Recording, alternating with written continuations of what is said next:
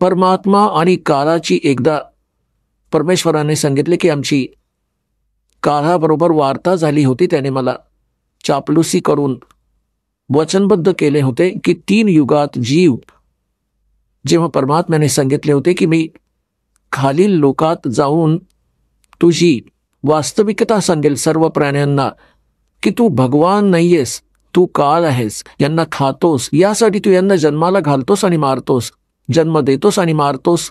खरा भगवान कोणी वेगळा आहे, तिथं जाण्याची पद्धत मी सांगेन, असा गुप्त मंत्र मी घेऊन आलोय.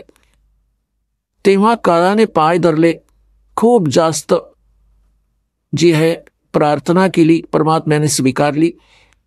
याने म्हटले की भगवान 3 युगात जीव नका घेऊन जाऊ, कमी घेऊन जा थोडे थोडे, आणि 4थ्या युगात कलियुगात कितीही जीव घेऊन जा, इतकी दया माझ्यावर करा. परमात्म्यास देखील माहीत होते की सतयुग, त्रेता, द्वापार युगात हे जीव जास्त दुःखी होत नाहीत आणि यांची पूर्वजन्माची बॅटरी चार्ज असते, त्यामुळेच हे सुखी असतात आणि हे विचार करतात की आम्ही राम आणि कृष्णाची भक्ती करतोय, कदाचित त्यामुळे सुखी आहोत.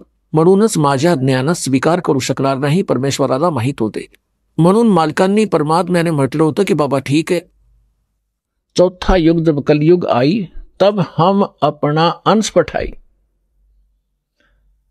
और काल फंद छूटे नरलोई सकल सृष्टी परवानिक होई. परमात्म्याने म्हटलं होतं जेव्हा कलियुगात मी आपला दास पाठवेन आणि मग काळाची ही सर्व बंधने सुटतील आणि मग सर्व विश्व, मानव शरीरधारी प्राणी आणि सोबत जे मनुष्य, जे पशुपक्षी आहेत ते देखील मनुष्य शरीर धारण करतील आणि ते सर्व परमात्म्याचे नाम घेतील. सकल सृष्टी परवानिक होई.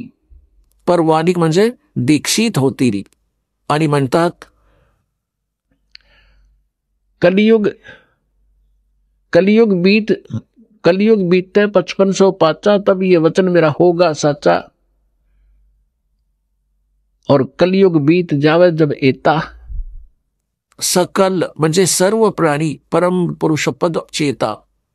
600 वर्षांपूर्वी मालकांच्या वाणीत लिहिलंय, कबीर वाणीमध्ये, सच्चिदानंद घनब्रह्मांच्या वाणीत म्हणजे सूक्ष्म वेदात, त्या तत्वज्ञानात लिहिलं आहे. परमात्म्याने सांगितले होते, धर्मदासजींनी लिहिले होते. त्यात म्हटलं आहे की 4था युग जब कलयुग आई तब हम अपना अंश पठाई और काल फंद छूटे नरलोई. नर नारी सर्वांचाच काळाचा फास सुटेल. जे याने जखडले आहेत, मूर्ख बनवून ठेवले आहे, बस इतकं सीमित करून ठेवलंय की हा तुझा मुलगा, ही तुझी मुलगी, ही तुझी कार, ही तुझी कोठी आहे. 1 मिनिटात मृत्यू झाला की चल सोड बेटा, आता हे सर्व माझं आहे, तू गाढव हो. तर ही चूक आणि आमच्या बाबतीत याने करून ठेवला होता धोका. या ज्ञानाने आता आमच्या खूप काही लक्षात येईल आणि आमची मुलंही सुरक्षित राहतील. आम्ही भक्ती करू.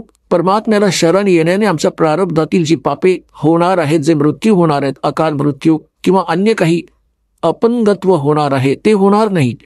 जेव्हा तुम्ही नियमित राहाल, खऱ्या विश्वासाने सद्भक्ती कराल, तर ती दुःखे टळतील. तुमची मुलं शेवटपर्यंत तुमच्या बरोबर राहतील जोपर्यंत, आणि तेही मुक्त होतील आणि तुम्हीही व्हाल जर सर्वच भक्ती करू लागलात तर. परमात्म्याने म्हटले होते की सकल सृष्टी परवानिक होई, काल फंद छूटे नरलोई. काळाचे जे बंधन आहे, जे याने कर्माने बांधून ठेवले आहे, ते सर्व सुटेल आणि सारी सृष्टी उपदेशी होईल. कलियुग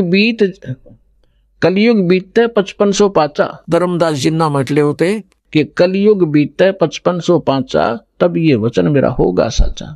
आजपासून 600 वर्षांपूर्वी मालकांनी हे म्हटलं होतं की पूर्ण विश्व माझी भक्ती करेल, कबीरांची, आणि सर्व त्या सतलोकातील त्या परमेश्वराचे, त्या परमपदाचे जाणकार असतील. सर्वांना ज्ञान होईल त्या परमपुरुषाच्या, त्या पदाचे, जे गीताध्याय नंबर 18 श्लोक नंबर 62 मध्ये म्हटलंय की हे अर्जुन, तू सर्व भावाने त्या परमेश्वराला शरण जा, ज्याच्या कृपेनेच तू परम शांतीला आणि सनातन म्हणजे शाश्वत स्थानाला प्राप्त होशील. गीताध्याय नंबर 15 श्लोक नंबर 4 मध्ये म्हटलंय की तत्वदर्शी संतांच्या प्राप्तीनंतर म्हणजे तत्वज्ञानाशी परिचित झाल्यानंतर परमेश्वराच्या त्या परमपदाचा शोध घ्यायला हवा, जिथे गेल्यानंतर साधक पुन्हा कधीही परतून संसारात येत नाहीत. आणि ज्या परमेश्वराने सर्व ब्रह्मांडांची रचना केली आहे, आपल्या विषयात गीता ज्ञानदाता म्हणतो 2ऱ्या अध्यायाच्या 12व्या श्लोकात, 4थ्या अध्यायाच्या 5व्या आणि 9व्या श्लोकात, 10व्या अध्यायाच्या 2ऱ्या श्लोकात की हे अर्जुन, तुझे आणि माझे खूप जन्म होऊन गेले, पुढेही होतील आणि आधीही आपण जन्म घेत होतो. म्हणून तो म्हणतो, हे अर्जुन, तू सर्व भावाने त्या परमेश्वराला शरण जा, ज्याच्या कृपेने तू परम शांतीला आणि सनातन परमधामाला प्राप्त होशील. तर इथे परमेश्वर सांगत आहेत की कलयुग बीत जावे जब एता 5500 वर्ष 5 वर्ष, और तब सकल प्राणी उस परम पुरुष के परम पद चेता. त्या परमेश्वराचे, त्या परमपदाचे सर्व जाणकार होतील. कोणतं सतलोक आहे, कोणतं सचखंड आहे, जिथे आम्ही राहत होतो, जिथे जायचं आहे. तो जहां आसा ताबासा होई, मन कर्म वचन सुमरियो सोई. आपण ऐकत होता जगद्गुरु तत्वदर्शी संत रामपालजी महाराज यांचे मंगल प्रवचन, ज्यांच्या शुभ आशीर्वादाने संपूर्ण विश्वामध्ये 500 पेक्षा जास्त नामदीक्षा केंद्र आहेत, जिथे निशुल्क नामदीक्षा दिली जाते. निशुल्क नामदीक्षा प्राप्त करण्यासाठी आणि अधिक माहितीसाठी संपर्क करा 7030303951 7030303952.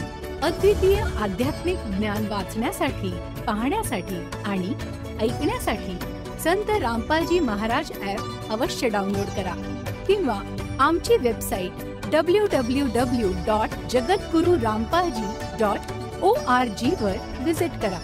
आम्हाला सोशल मीडियावर फॉलो करा. सर्व पवित्र धर्मांच्या पवित्र शास्त्रांवर आधारित प्रमाणित अनमोल पुस्तक ज्ञानगंगा किंवा जगण्याचा मार्ग यापैकी कोणतेही एक पुस्तक निशुल्क मागवण्यासाठी आपण आम्हाला आपले पूर्ण नाव, पूर्ण पत्ता, पिनकोड आणि फोन नंबर सह लिहून 7030303951 किंवा 7030303952 या नंबरवर SMS करू शकता किंवा 7030303950 या नंबरवर व्हॉट्सअप देखील करू शकता.